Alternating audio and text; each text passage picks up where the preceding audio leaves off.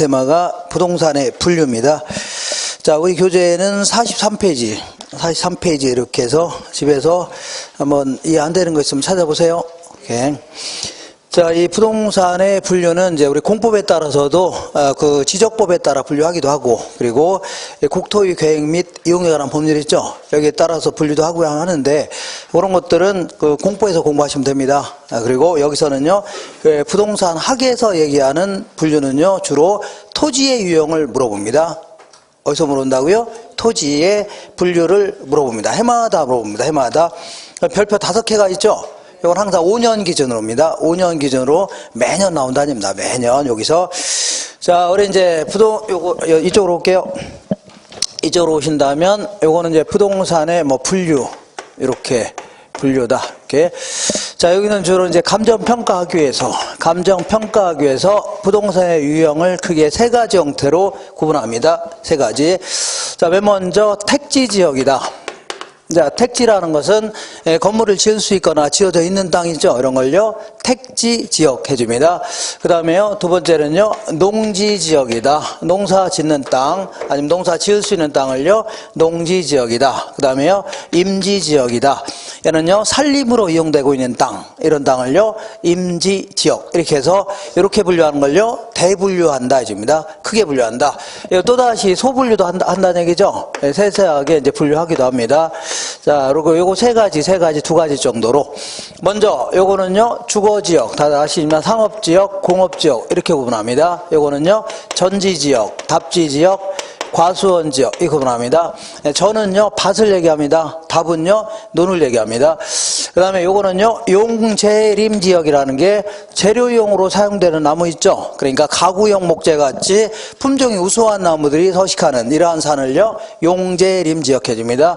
그 다음에 신탄할 때, 탄이라는 건 수탄자입니다. 힘은 신자 있죠. 그러니까 주로 땔감용 나무들이 서식하고 있는 이러한 데를요, 신탄임 지역 해줍니다. 어떤 땅이라고요? 신탄임 지역. 이렇게. 자, 근데 여기 다른 데는 막 다 강의하는 데가 있는데 저 마스크 다 쓰고 계시는데 여기는 안 쓰고 계시네요? 예? 여기는 청정 지역이요? 청정. 청정 여인 아닙니까? 청정 여인. 자, 다른 데 막 쓰고 있고 막 그런데 여기는 다 그냥 덜렁 까놓고 있네. 그냥 얼굴을 그냥 들이다 그냥 까놓고 있네요. 이렇게. 갑자기. 다른 데는 막 다 쓰고 있고 그런데, 이렇게. 자, 그래서 이렇게 이제 구분합니다. 이렇게. 요때, 자, 내가 어떤 야산 하나 갖고 있다. 그러면, 가능하면 수익성이 높은 땅으로 이용하고 싶어요? 떨어지는 땅으로 이용하고 싶어요? 높은 땅으로 이용하고 싶을 거 아닙니까? 그러니까, 여기다 나무 심어서 이제 팔면 한 30년 걸린다 치자.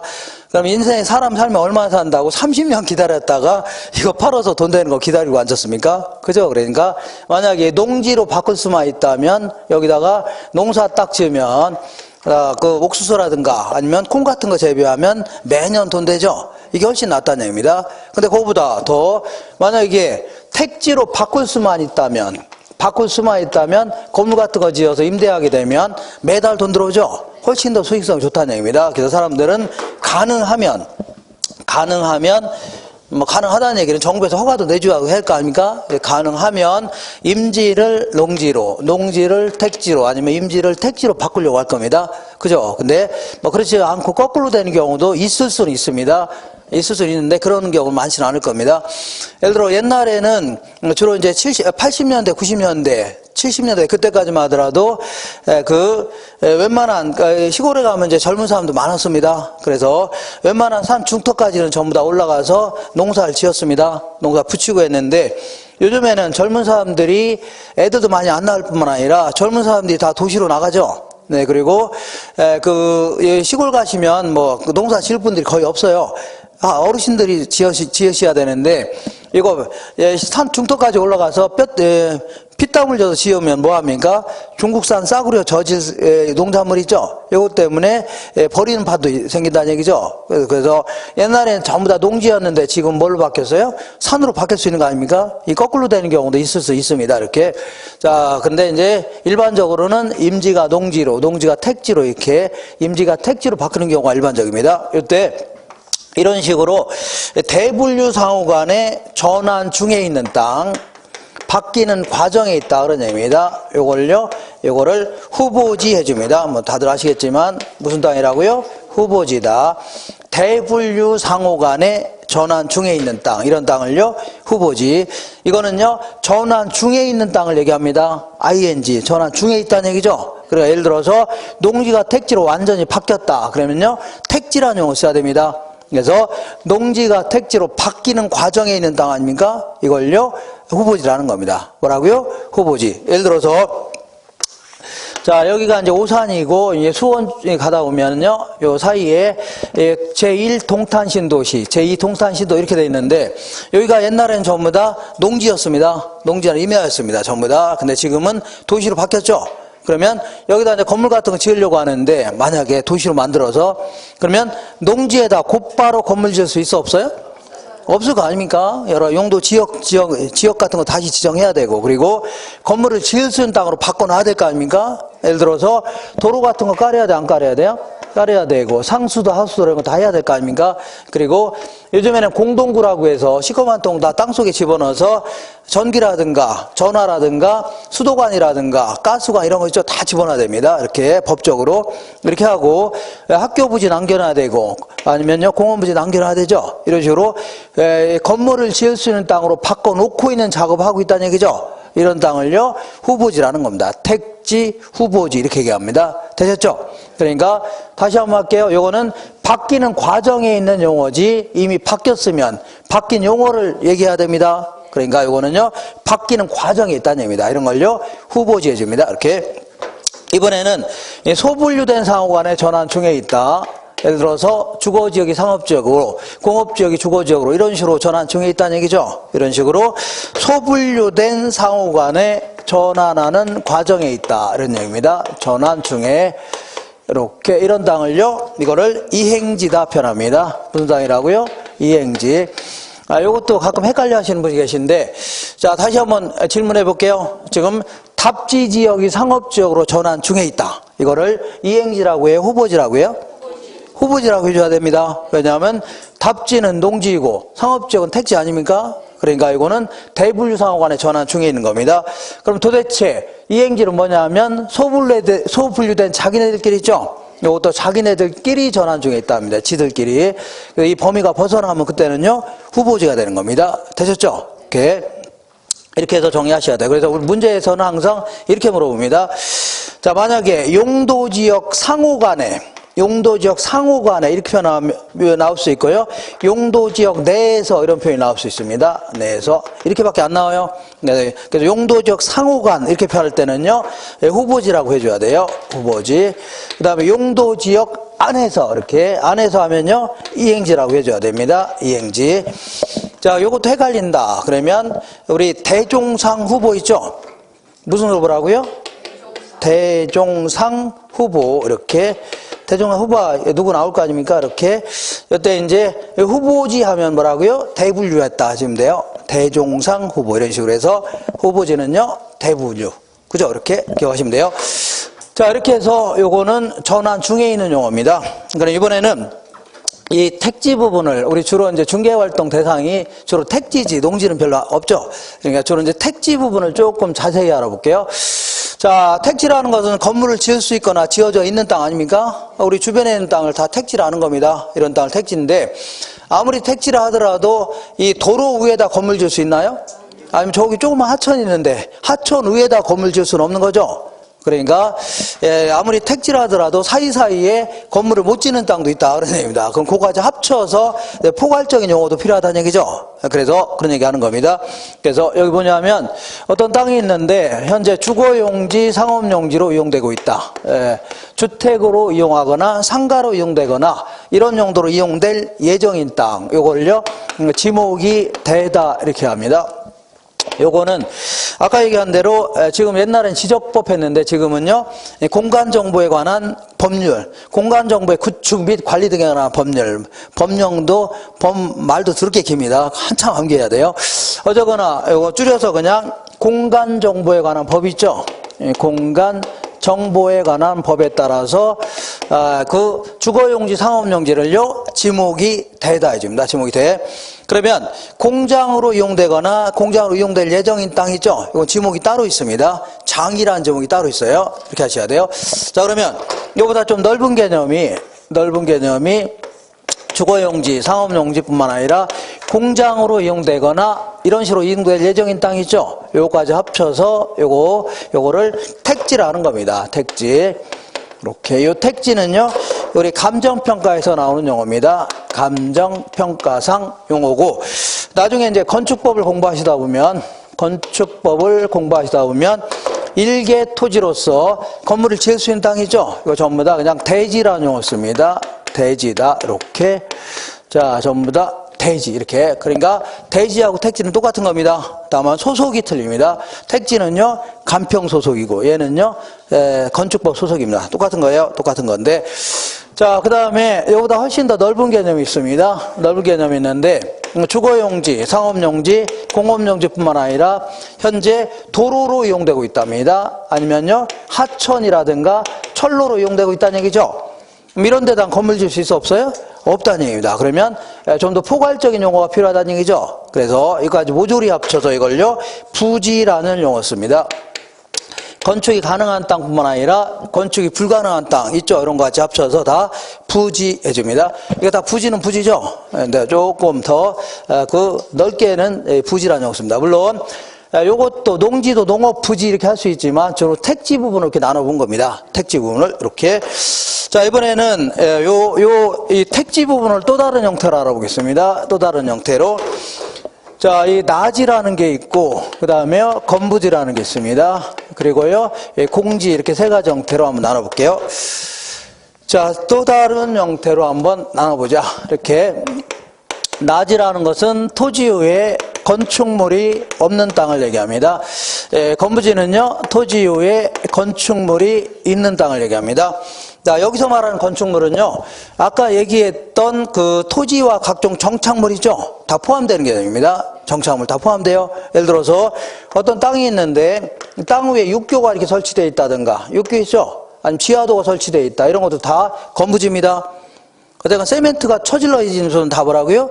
건부지입니다. 그러면 도대체 나지는 뭐냐면 이런 건축물 같은 게 전혀 없는 땅 있죠? 그냥 흙으로 되어 있는 땅 있죠? 이런 땅을요, 나지라는 겁니다. 되셨죠? 흙으로 된 땅, 나지. 그래서 여기서 말하는 건축물은요, 아까 얘기한 정착물도 다 포함되는 겁니다. 이렇게 하셔야 돼요. 자, 이거는 우리가 일반적으로 얘기할 때는요, 나지는 건축물이 없는 땅, 건부지는요, 건축물이 있는 땅 아닙니까? 근데 우리나라 토지보상평가 지침에 따르면 나지의 정의를 좀 분명히 하고 있습니다. 그래서 나지라는 것은 대한민국에 있는 모든 땅들은요, 공법상의 규제는 받습니다. 안 받은 게 없어요. 자, 그럼 뭐하러 써놨냐? 이거는 그냥 문제도 자꾸 그래 물어보니까 나오는 거 아닙니까? 그러니까 어떤 땅이 그린벨트다. 그러면 이 규제를 받아요, 안 받아요? 받는 겁니다. 이종 전용 주거지역이다. 그러면 거기에 맞춰서 건물을 이용해야 될 거 아닙니까? 다 받는 겁니다. 다만 어떤 땅이 있는데 이게 갑이라는 사람이 소유인데 요거를 을한테 지상권을 설정해 줬습니다. 뭘 설정했다고요? 지상권 설정해 줬어요. 그럼 얘가 이제 여기다 건물 지을 수 권리가 있는 겁니다. 그러면 건물 지으면 건물은 을 거가 되는 겁니다. 자, 이런 식으로 이걸 지상권 설정한다는데 그러면 얘가 지상권 설정해 줬으면 이 땅을 이용할 수 있어 없어요? 없는 거 아닙니까? 이런 거를 사법상의 제한이 있다 이렇게 표현합니다. 뭔 제한이라고요? 사법상. 그래서 근데 아직은요, 사법상의 제한은 없는 땅, 사법상의 제한은 없는 땅, 예를 들어 지상권, 지역권, 임차권 같은 거 있죠. 이런 게 설정이 안 돼 있는 깔끔한 땅, 이런 땅을요, 나지라는 겁니다. 나지. 자, 되겠나요? 그리고 여기다 이제 우리 토지부상평가 지침에 따르면요, 농작물의 경착 등에도 이용되지 않는 땅, 그러니까 농지나 임지는 아니라는 얘기입니다. 주로 택지 중에서 이렇게 따지는 겁니다. 자, 그래서 우리나라에서는 이제 나지라는 용어만 씁니다. 어떤 용어라고요? 나지. 근데 일본 애들 일본 쪽발이들 얘네들은 요걸 이런 식으로 이제 분류합니다. 이렇게 분류하는데 왜 이렇게 뭐 일본 걸 얘기하냐면 아직도 이게 쓰고 있다는 얘기입니다. 이렇게. 자, 이 갱지라는 용어와 나지라는 용어 쓰지 않고 뭐라고요? 갱지와 저지라는 용어 씁니다. 갱지와 저지라는 용어 쓰는데, 자, 갱지는요, 우리나라 나지하고 똑같은 겁니다. 그래서 토지에 건축물이 없는 땅으로서 어떤 땅이든 공법상의 규제는 받아요, 안 받아요? 다 받는 겁니다. 다만 갱지는 나지하고 똑같은 겁니다. 사법상의 제한은 없는 땅, 이런 땅을요 갱지. 얘는요 사법상의 제한마저 있는 땅이 있죠. 요걸요 저지 이렇게 표현합니다. 이렇게. 자, 그 다음에 이제 공지는요, 공지는 어떤 땅이든 우리 공법에 따라서 용적률, 건폐율 같은 게 주어집니다. 뭘 주어진다고요? 용적률, 건폐. 함부로 막 건물 크게 짓고 그러면 안 되죠. 이때 바닥 면적을 어느 정도까지 이용하게끔 하겠다는 걸요 건폐율 해주는 거고, 층수를 어느 정도까지 올리게끔 하겠다는 얘기죠. 이걸 용적률이 하는 겁니다. 그래서 용적률, 건폐율에 따라 건물 지어야 안 지어요? 지을 거 아닙니까? 이렇게 짓고 나서 남겨놓은 땅, 요걸요 공지라는 겁니다. 되겠죠? 오케이. 공지라는 거고, 이렇게 하시면 돼요. 자, 그러면 요거 볼게요. 자, 보통 일반적인 지역 같은 거 볼게요. 일반적인 지역 같은 경우에는 어떤 땅이든 이 토지를 가장 최고 최선으로 이용하는 경우는 많지는 않을 겁니다. 어떤 땅이든. 예를 들어서 이 지역은 한 10층 정도 지어서 이용하는 게 최고 최선 이용이라고 칠게요. 몇 층이라고요? 10층 정도. 근데 여기는 한 3층 정도 지어져 있다고 치자. 이렇게. 그러면 자, 이런 땅을요 나지라는 거고, 이런 땅을요 건부지라는 겁니다. 건부지라고 하는 거예요. 이때 토지만의 가치를 따진다면 뭐라고요? 건물 빼고 토지만의 가치를 따진다면요 나지가 건부지가 비쌉니다. 왜냐하면 웬만한 땅들은 가장 최고 최선으로 이용하는 경우는 많지 않다고 했죠. 그럼 여기다 10층 정도를 지어 이용할 수 있는데, 여기다가는 곧바로 10층 지을 수 있어, 없어요? 있는데 요거는 10층 지으려 했더니 철거 비용이 들어가, 안 들어가요? 들어간다 아닙니다. 그래서 일반적으로 나지가 건부지보다 비쌉니다. 그래서 감정 평가할 때는요 건부지에 대해서는 감액을 시켜야 됩니다. 이걸요 건부 감가라는 겁니다. 감정 평가상 용어입니다. 건부지에 대해서는요 감액을 시켜야 돼요. 근데 요 그린벨트 지역이 있다고 치자. 개발 제한 구역에 있는데 이런 땅도 있고 이런 땅이 있는데, 이 모텔 같은 게 막 들어서니까, 정부에서 하도 들어서니까 그 개발 제한시키겠다는 얘기죠. 그러면 이런 경우에는 이게 토지용 규제가 극심한 지역을 얘기합니다. 그러면 이걸 나지라고 건부지라 하는 거 아닙니까? 그러면 토지만의 가치를 따진다면 나지가 비쌀까요? 건부지가 비쌀까요? 건부지가 비쌀 수 있는 겁니다. 왜냐하면 이런 땅 구입해야 쓸모가 있어, 없어요? 건물도 못 짓게 하는 거 아닙니까? 그러니까 아예 모텔 사업하는 사람이 기존에 있는 모텔을 막 구입하려고 할 겁니다. 그죠? 그럼 때로는 증축도 할 수 있고 리모델링도 할 수 있는 거죠. 그래서 이런 땅이 훨씬 더 비쌀 수밖에 없는 겁니다. 그래서 이렇게 토지용 규제가 극심한 지역 같은 경우는요 건부지가 오히려 가치가 높습니다. 이걸요 건부 증가다. 감정 평가할 때 건부지에 대해서는 증액을 시켜야 됩니다. 이렇게 정리하시고, 그 다음에 거기 보시니까 나지라는 게 있고, 대지가 있고 획지가 있는데, 대지가 있고 맹지가 있네요. 자, 다들 아시겠지만 도로에 접한 면이 전혀 없는 땅, 이런 땅을요 맹지라는 겁니다. 눈물 맹자 써서 이걸요 맹지해 줍니다. 그 맹지 상태에서는 건물 지어봐야 허가가 안 납니다. 그래서 그 도로 나갈 통로를 확보해야 되죠. 그래서 아무래도 이 땅에 있는 소유자하고 지역권 설정 계약해갖고 통행로를 확보할 수 있는 거죠. 이렇게 할 수도 있지만, 이 사람이 돈이 많다 그럴 경우는 아예 사들일 수도 있겠네요, 이 땅을. 그러면 땅 모양이 이렇게 됐죠. 요게 마치 자루 모양처럼 보이지 않나요? 이렇게. 그래서 요것도 대지라는 용어를 쓰는데 한문이 틀립니다. 한문. 문제에서 물어본다면 한문이 주어져야 됩니다. 이렇게. 요건 오드이자 이렇게 해서 자루 모양 대자입니다. 무슨 땅이라고요? 자루 모양처럼 생겼다 해서 자루 모양 대.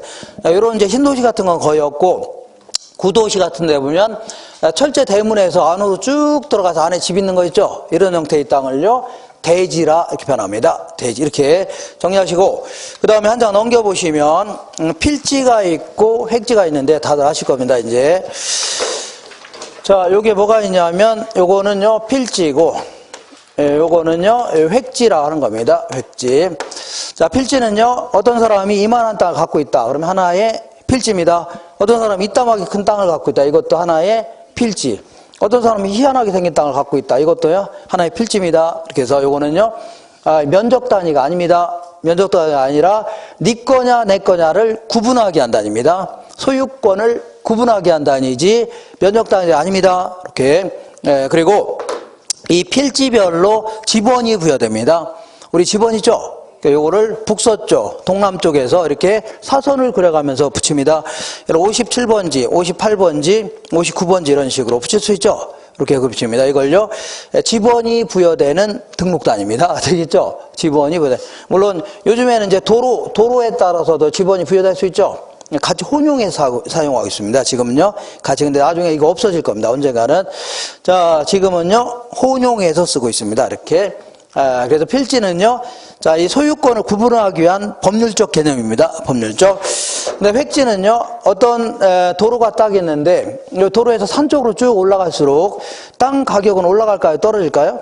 떨어지는데 감정평가사가 여기서부터 1제곱미터당 얼마다 평가할 수는 없는 거죠. 그러니까 가격대가 비슷한 놈을 뚝뚝 자른 다음에 조그만 도로 같은 게 있다면 이 정도 범위는요 1제곱미터당 얼마다, 이 정도 범위는요 1제곱미터당 얼마다 이렇게 평가할 수 있죠.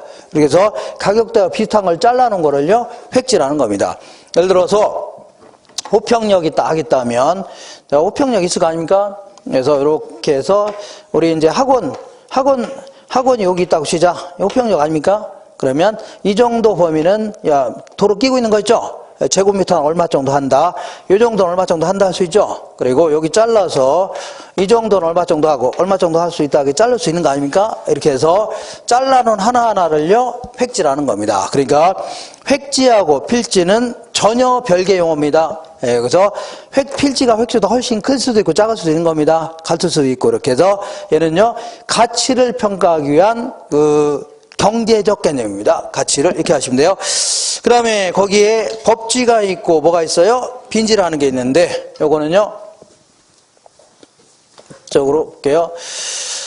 자, 이 법지는요 어떤 사람이 집을 이렇게 짓고 살고 있고 어떤 사람은 이렇게 해서 여기다 집을 짓고 살고 있다면, 자, 집을 지을 수는 있는데 아침마다 코피 터져요 안 터져요? 코피 터질 거 아닙니까? 그래서 이렇게 지금 대화인데요. 이렇게 안 되고 딱 이렇게 자른 다음에 여기다 이제 건물 딱 지어야 될 거 아닙니까? 그러면 여기부터 여기까지의 땅, 요거를요 이 법지다 해줍니다. 법지. 법으로는 소유권이 있습니다. 법으로는 소유권이 있어요. 자, 그렇지만 요거는 자 요 축대 같은 거 쌓아야 되죠. 건물 같은 거 못 지을 거 아닙니까? 그래서 무너져 내리지 말라고 축대 같은 거 쌓은 땅 있죠. 요걸요 법지라는 겁니다. 그러니까 소유권은 있지만 활용실은 거의 없는 땅, 이런 땅을요 법지라는 겁니다. 소유권은 누구 거냐면 윗집 소유로 하고 있습니다. 누구 소유라고요? 윗집. 왜냐하면 우리 지적공부 소관청에서 이 지적도를 작성할 때 있죠. 여기서 한번 자릅니다. 잘라. 그래서 소유권을 부여하겠다. 잘라 소유권 부여하겠다는 얘기죠. 그러니까 누구 소유라고요? 윗집 소유입니다. 이거 되겠죠? 그럼 이 사람이 남한테 피해 주면 돼, 안 돼요? 안 되니까 축대를 이 사람 돈 가서 쌓아야 돼요. 이렇게 남한테 피해 주면 안 되니까 이렇게. 그 다음에 이번에는 이렇게 이제 바다가 이렇게 있다면 이렇게 바닷물이 최대한 찰랑찰랑 밀려왔다. 이렇게 여기 있죠, 여기가 이제 최고 만조 수위선이라는 겁니다. 최고 뭐라고요? 만조 수위선. 물이 꽉 찼다는 얘기죠. 그럼 여기서부터 곧바로 갑의 소유다 이런 식으로 소유권을 부여했다가는 당장은 문제가 안 되지만 나중에 문제가 생길 수 있다는 얘기죠. 왜냐하면 당연 나중에 문제 생길 수 있는 거 아닙니까? 바닷물이 좀 올라와요, 안 올라와요? 올라오고 있습니다. 지구온난화 이런 걸로. 예전에 있지만 해운대 같은 데는 백사장이 굉장히 넓었답니다. 다 거기 있는 사람이 다 그럽니다. 근데 지금은 굉장히 좁아졌어요. 왜냐하면 물이 올라와서 그런 겁니다. 그래서 곧바로 소유권을 부여하면 대화인데요. 안 되고 어느 정도 거리를 뛴 다음에 여기서부터 갑의 소유다 이런 식으로 해서 소유권을 부여해야 됩니다. 여기까지가 이제 지적공부.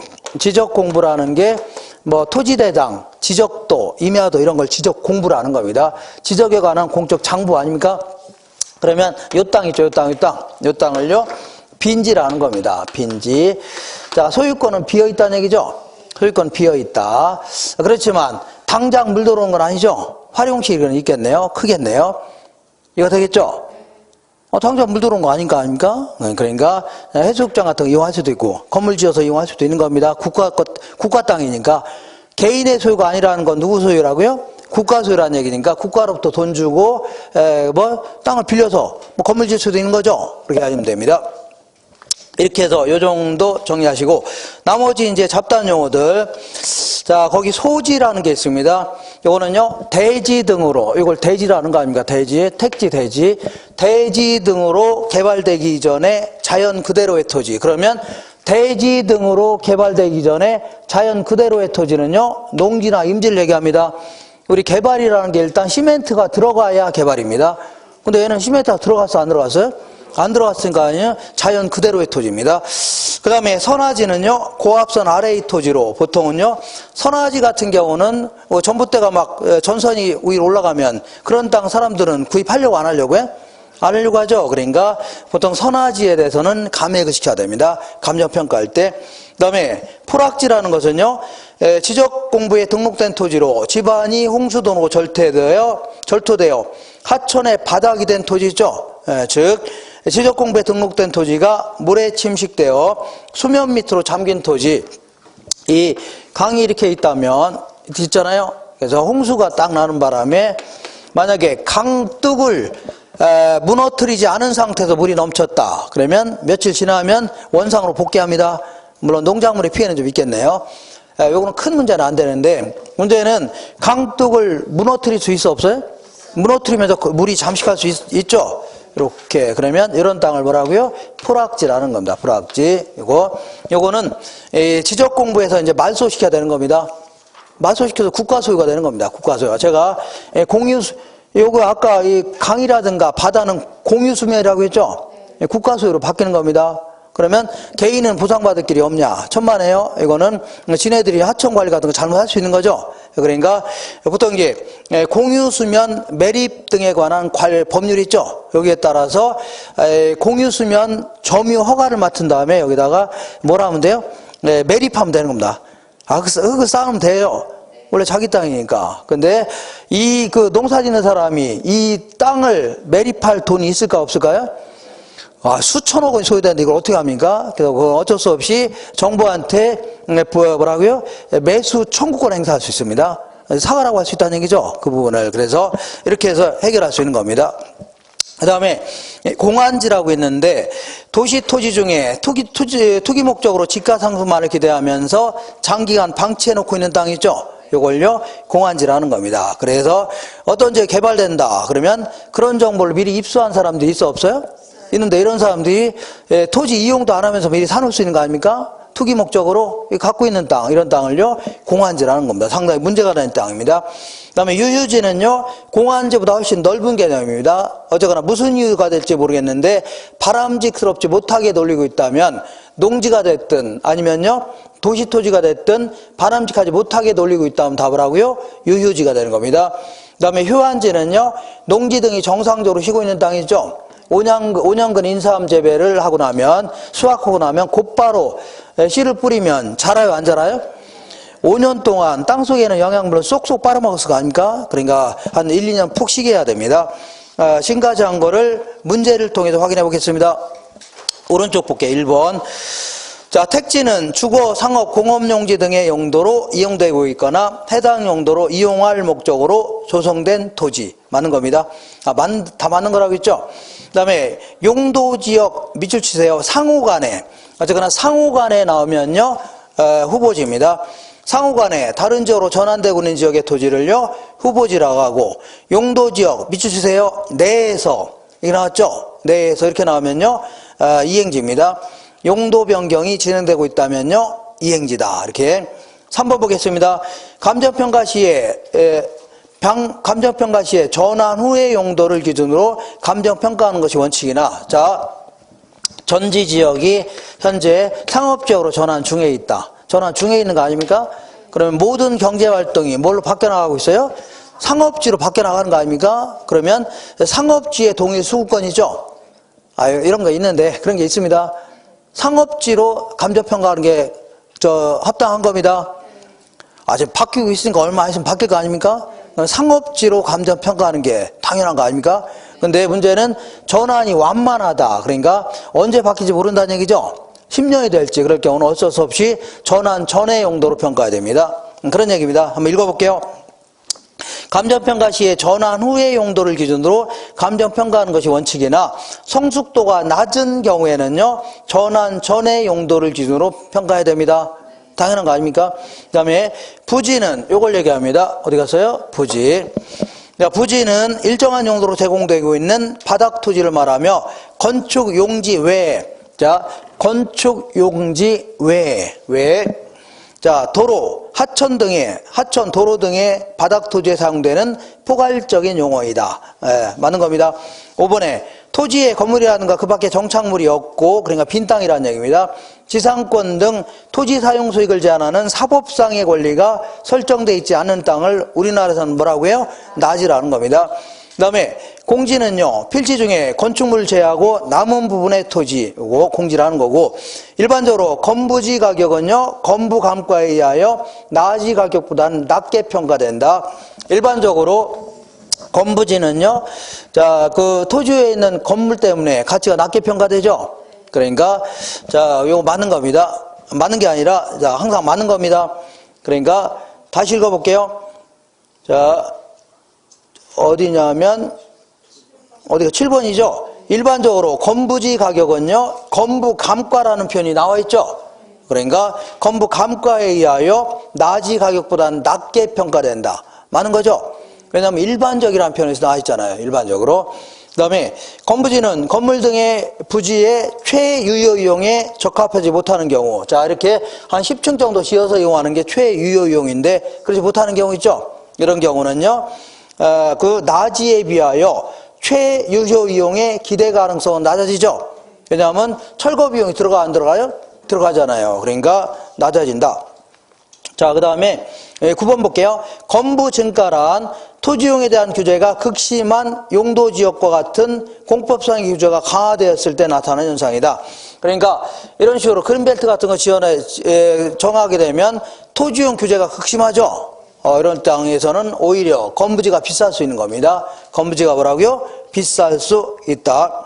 자, 그래서 요거 그 다음에 자, 10번 보겠습니다. 하나의 지번을 가진 토지의 등록 단위를 의미하는 용어를요, 필지라는 겁니다. 하나의 지번이 붙는 단위를요, 필지다. 그 다음에 획지는 감정평가상의 용어로 가치평가를 위하여 인위적으로 구획한 가격 수준이 유사한 일단의 토지죠. 이걸 얘기합니다. 그 다음에 12번에 법지는요, 소유권은 인정되지만 이용실익이 없거나 적은 토지죠. 이렇게 촉대 같은 거 쌓은 땅, 이런 땅을요, 법지라는 겁니다. 그 다음에 13번 볼게요. 빈지는요, 최고 만조 소유선으로부터, 여기요, 최고 만조 소유선으로부터 지적공부에 등록된 지역까지, 지적공부에 등록된 지역, 여기까지 있죠? 등록된 지역까지의 토지를 말하는데, 소유권은 인정되지 않으나 활용실익은 높겠죠? 맞네. 그리고 맹지는요, 도로에 직접 연결되지 않은 한 필지의 토지, 요거 풀악지에 대한 설명으로 물에 의한 침식으로 인하여 수면 아래로 잠기거나 하천으로 변한 토지를 말하는데, 즉 지적공부에 등록된 토지가 물에 침식되어 수면 밑으로 잠긴 토지, 요걸요 풀악지라는 겁니다. 그 다음에 선화지는요, 고압선 아래의 토지를 말하는데, 아무래도 이용 및 거래 제한을 받는 경우가 많겠죠. 이렇게 해서 몇 번 읽어보세요. 자, 곧바로 부동산의 특성 및 속성 알아보겠습니다. 특성과 속성. 요거를 제가 지울 테니까 잠깐 주무셔도 상관없습니다. 이렇게. 뭐 질문 있으신가요? 질문 있으면 해보세요. 못 받아주니까 이렇게. 이렇게. 그러니까 해도 상관없습니다. 이렇게. 자, 마지막으로 이제 부동산의 특성 알아보겠습니다.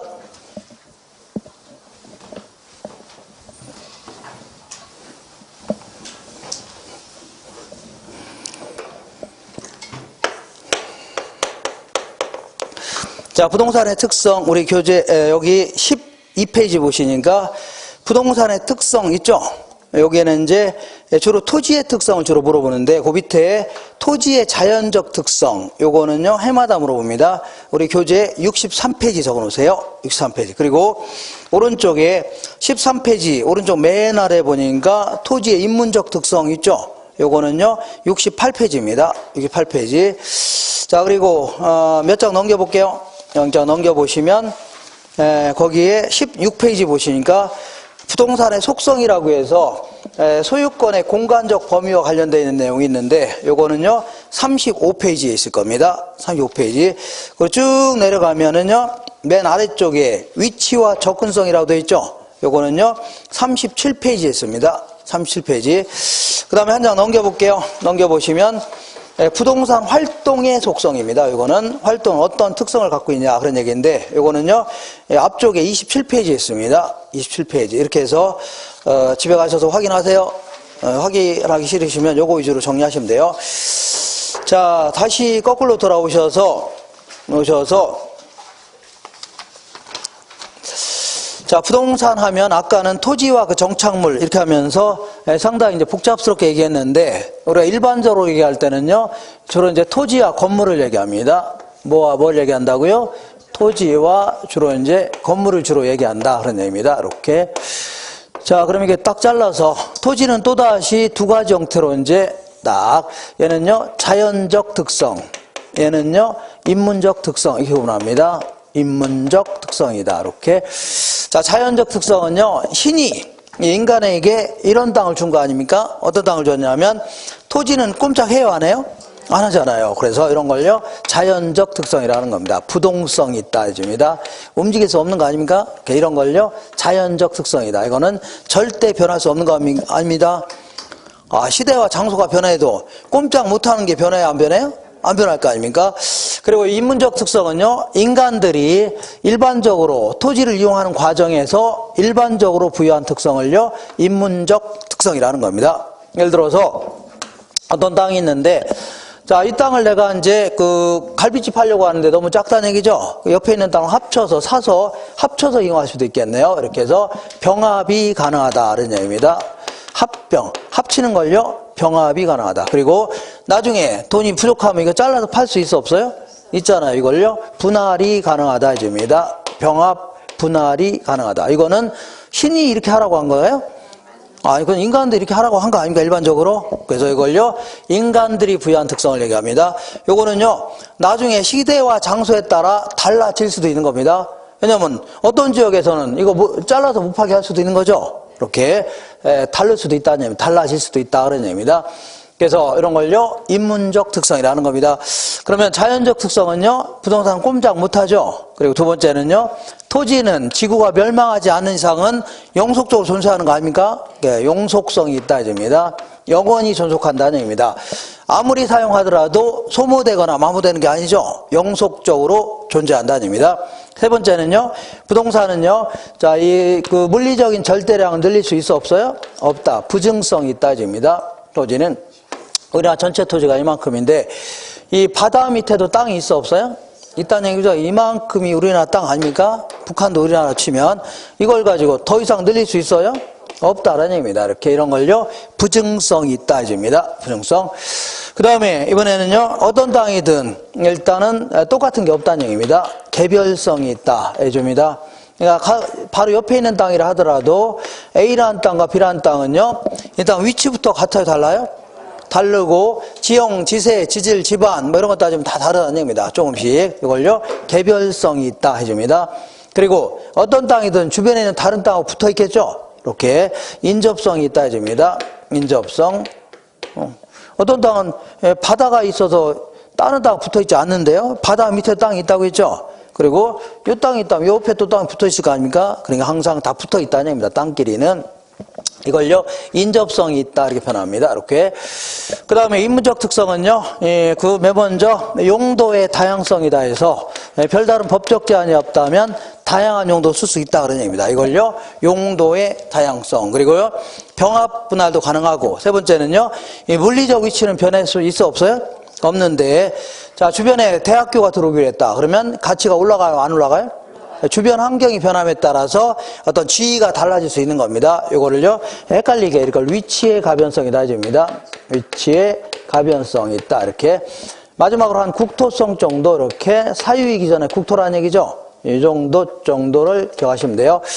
자, 그 다음에 건물의 특성은요 요거는 우리 이제 맥주와 다른 특성이 아니라 토지의 자연적 특성에 비해서는 이런 차이가 있을 거 아니냐 그런 얘기입니다. 이렇게. 그래서 토지는 꼼짝해요, 안 해요? 안 하는데 건물 같은 경우에는 조립식 건물 같은 거는 막 옮겨 다녀 안 옮겨요? 옮겨 다닐 거 아닙니까? 트럭에 끌고 다니죠? 끌고 다니는 게 아니라 싣고 다닐 수도 있는 거 아닙니까? 그래서 때로는요, 이동도 가능할 수 있다는 얘기입니다. 이동 가능성이 있다 해줍니다. 그 다음에 토지는 아무리 사용하더라도 소모되거나 마모되는 게 아니죠. 근데 건물은 언젠가는 철거해야 돼, 안 해야 돼요? 해야 될 거 아닙니까? 그러니까 비영속적이다 해줍니다. 비영속성이 있다 해줍니다. 그 다음에 토지는 생산비를 투입하더라도 물리적인 절대량 늘릴 수 없는 거죠. 근데 건물은요, 노동자분을 투입해봐요. 층수 계속 올라갈 거 아닙니까? 생산이 가능하다 해줍니다. 생산 가능성이 있다 해줍니다. 그 다음에 토지는 똑같은 게 없다는 얘기죠. 다 다른데, 자, 이렇게 볼게요.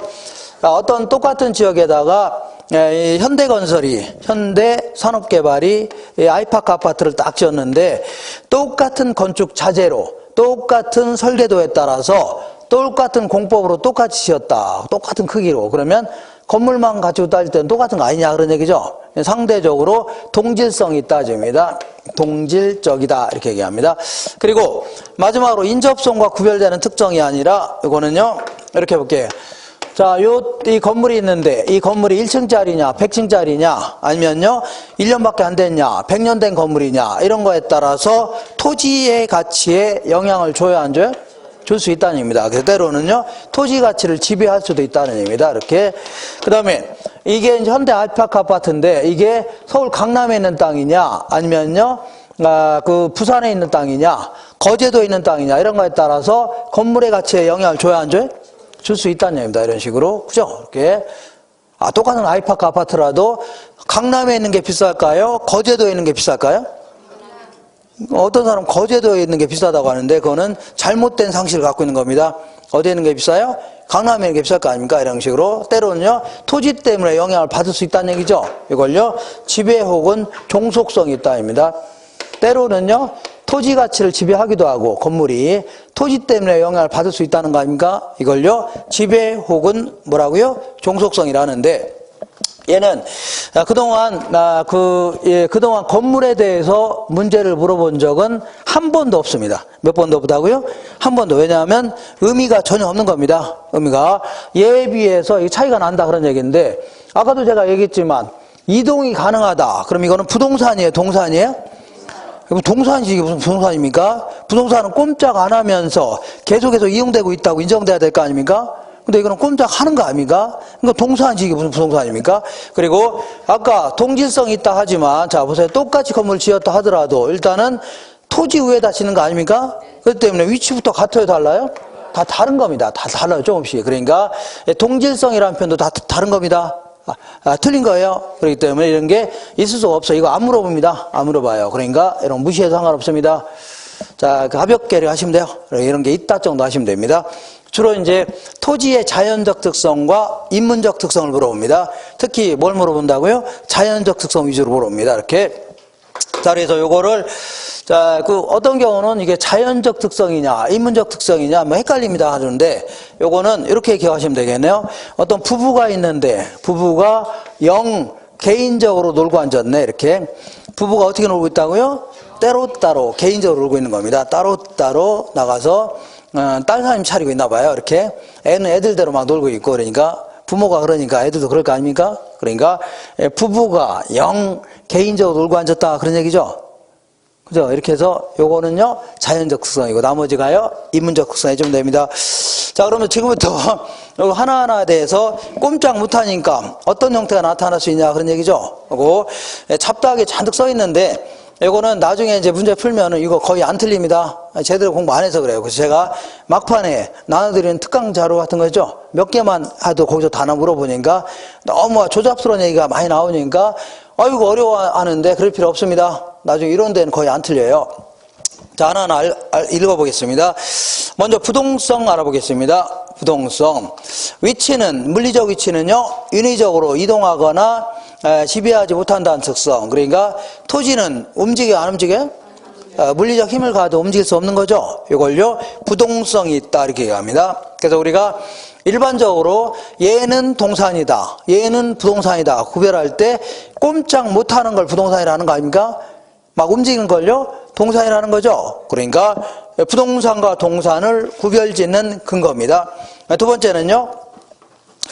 자, 어떤 신혼부부가 이제 제주도에 가서 신혼여행 딱 끝나고 3박 4일 딱 끝나고 자, 올라오면서 이제 물건을 선물하려고 물건 구입했을 거 아닙니까? 그래서 하나는요, 돌 하루방이 뭐냐면 돌로 된 할아버지 할머니 인형입니다. 이렇게 요거 하고, 그다음에 요 중문단지 근처가 땅 가격이 올라간다고 누가 얘기하길래 토지도 이제 구입해서 아버지한테 선물 주려고 했습니다. 두 개 딱 구입했습니다. 이렇게 해서 자, 그러면 소유권을 공시한다는 얘기는 내 거라는 사실을 널리 알리는 거 아닙니까? 이걸 소유권을 공시한다 줍니다. 이때 이 돌 하루방은 내 거라는 사실을 알리려면 어떻게 하면 돼요? 들고 오면 되는 겁니다. 가방에 넣으면 돼요. 이걸요 점유를 요한다 줍니다. 뭘 요한다고요? 가져오면 될 거 아닙니까?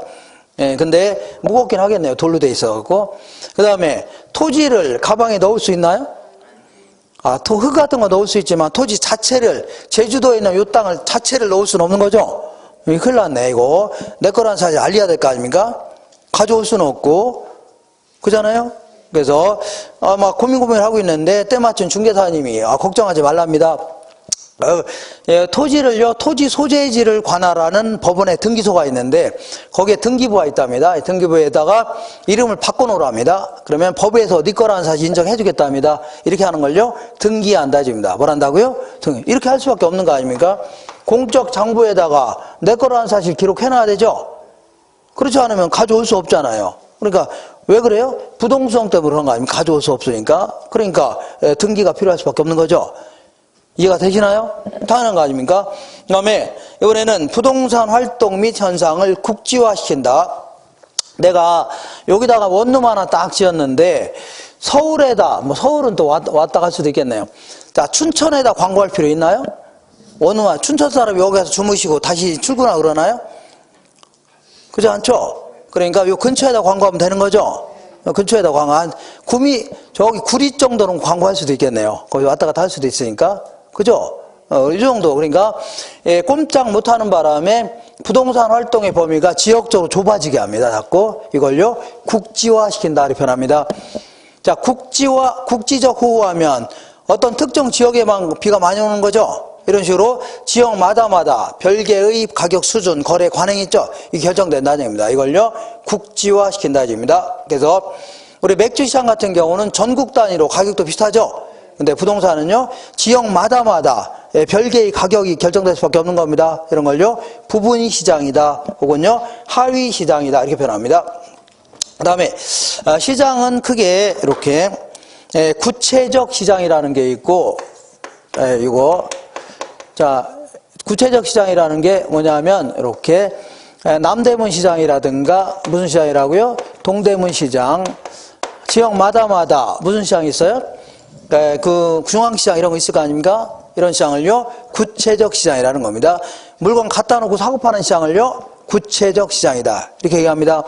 그러면 내가 만약에 옷을 구입하려고 왔다 시장 가서, 그러면 가서 입어보면 될 거 아닙니까? 입어보고 마음에 안 들면 안 사도 되는 거죠. 그러니까 크게 정보 활동이 크게 필요한 건 아닙니다. 가서 직접 보고서 거래하는 거니까. 근데 구체적 시장이 아닌 형태를 답을 하고요, 추상적 시장이라는 겁니다. 예를 들어서 뭐냐면 예를 들어 G마켓 들어가서 내가 물건 구입할 수 있어 없어요? 있잖아요. 그래서 그러면 얘는 물건 갖다 놓고 사고 파는 거예요? 물건 어디 있는지 모르죠? 그냥 컴퓨터상으로만 거래하는 거 아닙니까? 그리고 어디서 오는지 올 거 아닙니까? 이런 시장을요, 추상적 시장이라는 겁니다. 아니면요, 뭐 주식시장 이런 것들도 하나의 추상적 시장입니다. 주식시장이 뭐 하는 시장이에요? 자, 이 회사를 사고 파는 시장을 얘기합니다. 내가 어떤 회사를 50%를 초과해서 주식을 구입했다 그러면 실질적으로 내가 그 회사 지배자가 되는 겁니다. 이런 식으로. 근데 이거를 회사를 요 앞에다 갖다 놓고 사고 파나요? 회사는 엉뚱한 데 가 있는데 그 권리만 주거니 받거니 하는 거 아닙니까? 이런 형태를요 추상적 시장이라는 겁니다. 되겠죠? 자, 근데 우리 부동산 시장은요 이렇게 볼게요. 부동산 시장은요, 때로는요, 구체적 시장이 될 수도 있고, 때로는요, 추상적 시장이 될 수도 있는 겁니다. 예컨대, 자, 내가 오피스텔 딱 지어서 분양 직원들 모셔다가 데리고서 분양할 수 있어, 없어요? 그럼 이때는 물건 갖다 놓고 사업하는 거 아닙니까? 이런 형태는요, 구체적 시장입니다. 근데 부동산은 강릉에 있습니다. 강릉 임야. 근데 거래는 여기서 할 수 있어, 없어요? 아, 여기서 거래할 수 있는 거 아닙니까? 주거니 받거니 하면서 여기서 물건 갖다 놓고 사업하는 거예요? 아, 이거는 여기서 이제 계약서 왔다 갔다 하는 거 아닙니까? 이런 형태를 뭐라고요? 추상적 시장이라는 겁니다. 그래서 특히 추상적 시장이 강하기 때문에 내가 강릉에 있는 부동산이 어떤 건지 확인해야 돼, 안 해야 돼요? 해야 될 거 아닙니까? 그래서 주변에 학교는 있는지 아니면요, 도로는 잘 깔려 있는지 병원 같은 거 갖춰져 있는지 확인해야 되죠? 어떤 거는요, 직접 가서 또 확인해야 됩니다. 이걸요, 임장 활동을 요구한다. 현장에 가서 또 확인해야 되죠? 이렇게 자꾸 요구됩니다. 그러다 보니까 누구는 정보를 알고 있고 누구는 정보 모르고 있다는 얘기죠. 그럼 정보를 모르고 있는 사람은 크게 손해 봐야 안 봐요? 볼 수 있다는 얘기입니다. 그러다 보니까 불안전 경쟁 시장으로 만들면서 균형 가격 형성이 매우 곤란해질 수 있는 겁니다. 그 다음에 내가 친구한테 돈 빌려주면서 걔가 갖고 있는 시계를 담보로 잡았습니다. 잡았는데 찜질방에서 자다가 누가 훔쳐갔다는 얘기죠. 잊어먹을 수 있다는 얘기입니다. 근데 토지를 담보 잡고 내 돈 빌려줬을 경우는 토지를 누가 들고 가지는 않겠죠. 그러니까 그런 의미에서는요, 담보 가치가 안정적이다 해줍니다. 뭐가 안정적이라고요? 담보 가치가 안정적이다 이렇게 얘기합니다. 자, 이렇게 하시고 이번에 영속성 알아보겠습니다. 자, 토지는요, 시간의 흐름에 따라서 자, 소모되거나 마모되는 게 아니죠. 이걸 뭐라고요? 영속성이 있다. 아, 그거 아까 부동산 관련돼서 이걸 안 했네요. 자, 거기 기억본에 기억본에 동산과 부동산을 구별지는 근거 바로 밑에 외부 경제와 외부 불경제 관련돼 있다고 했죠? 이렇게.